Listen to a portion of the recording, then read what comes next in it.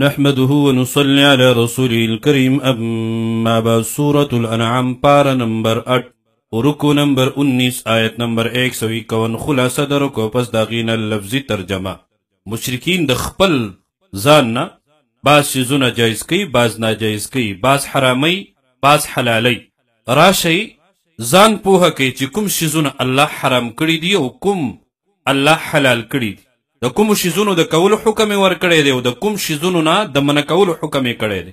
اول نمبر رب العالمین شرک حرام کړی دی. شرک مکوئ، اولاد مقتل کوئ، بدکاری مکوئ، ناحق قتل مکوئ، د یتیم مال دا په ظلم باندې مخورئ، په مختلفو لارو باندې مزئ. رب العالمین حکم ورکړی دی د مور او پلار سره نیکی کوئ، ښېګړه کوئ، احسان کوئ.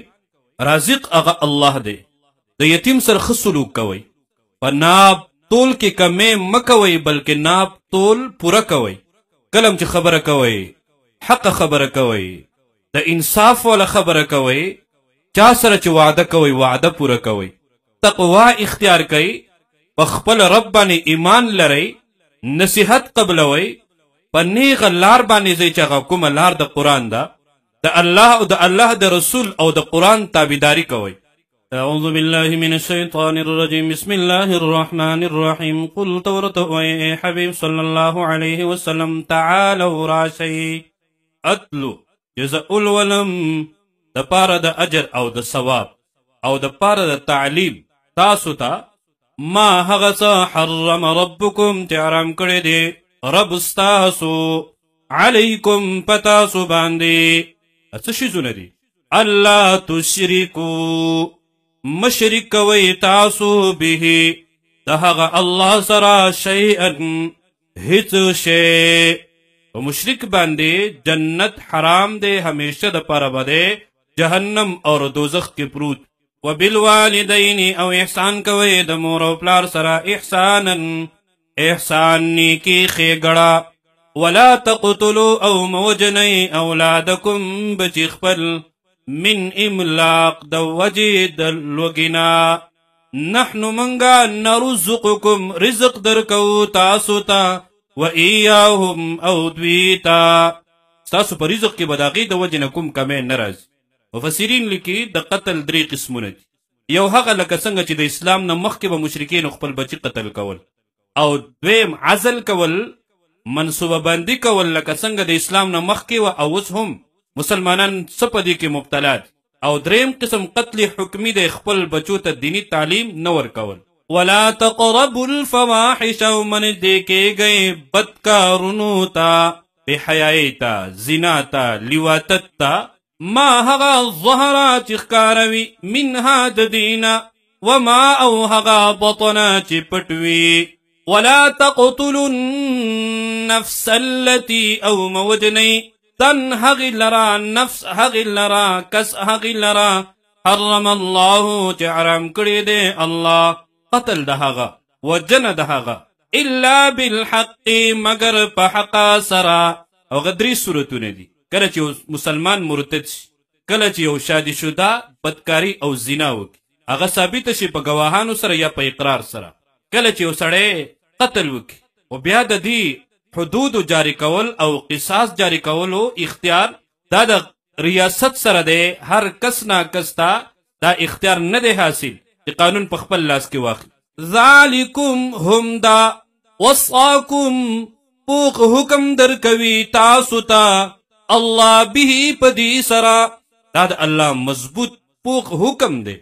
لعلکم دې د پاره چې تاسو تعقلون د عقل نه کار واخلئ. ولا تقربوا او منځدې کېږئ مال الیتیم مال د یتیم ته. خوړل لګول خرچه کول خو لرې خبره، په غلطه اراده به ورته نږدې کېږي هم نه.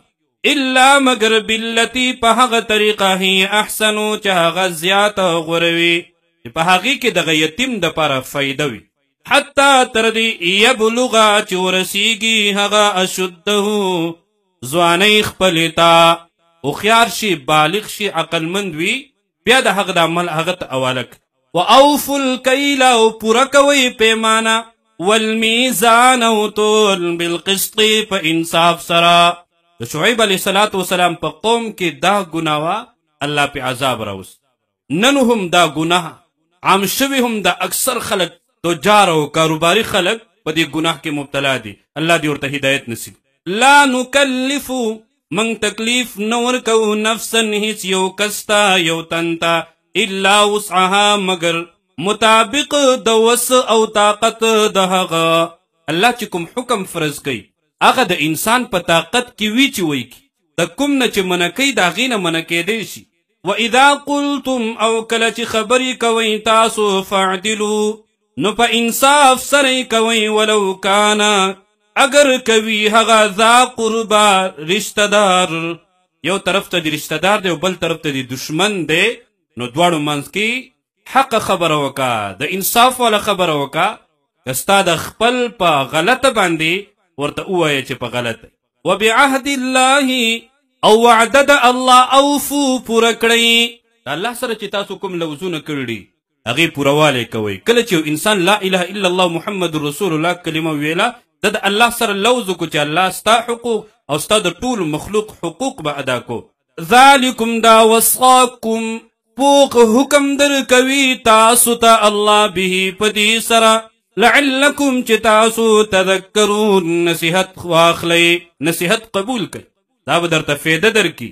وان هذا او بشکا تا قرآن او یا دا کوم احکام چې بیان شو صراطی لارا زمادا مستقیما سیدا نیغا برابرا پدی لارا با اللہ ترسی جنت تبرسی فاتبعوه نروان شی تاسو پدی لارا باندے قرآن راونی سی و قرآن منگولی اولگوی اللہ تبورسی. ولا تتبعوا السبل او مزی بنور لارو یکم د دین اسلام نه ہٹ کر کی لاری فتفرق بكم گنی تس نسب کړی شي تاسو عن سبیله د لارې د الله نه گمراه بشي تاسو. ذالکم دا تاسو توایم وصاکم مضبوط حکم درکوي الله تاسو ته به پدی سره لعلکم دی د پارا چې تاسو تتقون پرهیزګار شئ تقوا اختیار کړئ. ثم بیا آتینا ورکړیو منګه موسی کتاب حضرت موسی علیہ السلام ته کتاب یعنی تورات تماما د پارا د پوره کولو د نعمت علی الذی پهغچا احسن چنیکی کولا وتفصیلا لكل شیء او تفصیل د هر شیز د هر یو شیز تفصیل بیان شي. وهدن هدایت دے ورحمتا او رحمت دے هدایت دے د پارا د ټولو خلقو سبب د رحمت جوړ شي.